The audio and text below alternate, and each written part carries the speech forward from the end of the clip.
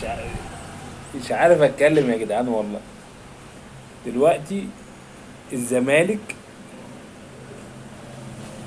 يطالب بإعادة مباراة السوبر اللي احنا نتشنا فيها بيراميدز، بإعادة مباراة السوبر وأن يكون هو أحد طرفي المباراة.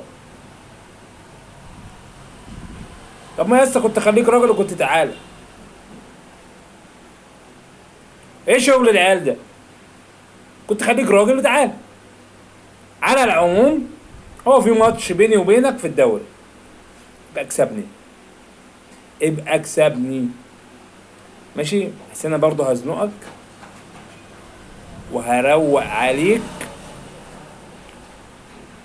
وهديك اللي فيه النصيب، وما تزعلش يا اسطى.